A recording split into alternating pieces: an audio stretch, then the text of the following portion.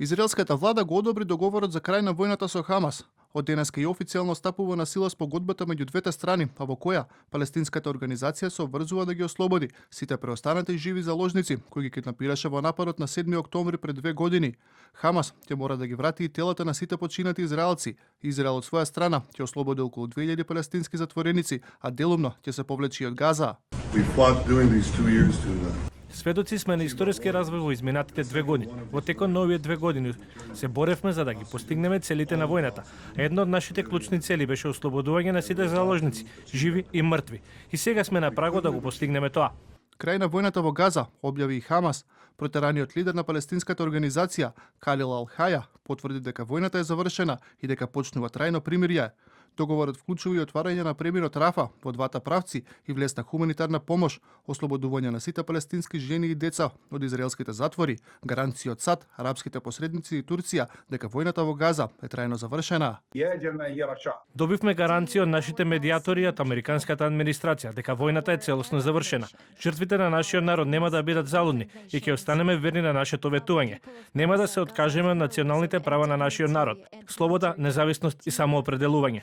И американскиот претседател Доналд Трамп, чиј план од 20 точки е основа за договорот, доцна синоќа порача дека е постигнат историски успех на Блискиот Исток.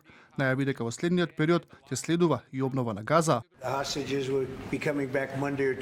Ја завршивме војната во Газа и всушност на многу пошироко ниво. Создадовме мир. Мислам дека тоа ќе биде траен мир. Се надевам вечен мир. Луѓето што не се служуваат, што не се сакаат едни со други, соседни земји што не можеа да се поднесат едни со други, сега тоа го направија. Сите американци треба да бидат горди на улогата што ја одигра нашата земја во завршување на овој ужасен конфликт. Во меѓувреме, САД најавија префрлање на 200 војници кои веќе се стационирани на Блискиот Исток во Израел.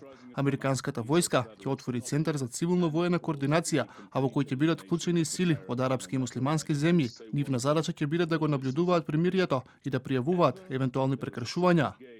Војната меѓу двете страни почна со нападот на Хамас на Јужен Израел на 7 октомври 2023 година, при што беа убиени 1200 лица, а уште 250 беа киднапирани.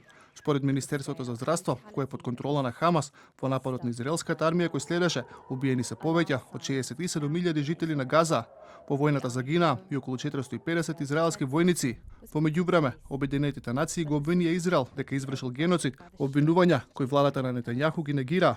Војната меѓу Израел и Хамас се прелеа и надвор од границите на Газа, при што израелската армија нападна цели во Либан, Сирија, Јемен и Катар. Во јуни Израел започна 12-дневна војна против Иран, за време на која САД ги нападна нуклеарните постројки на Исламската република.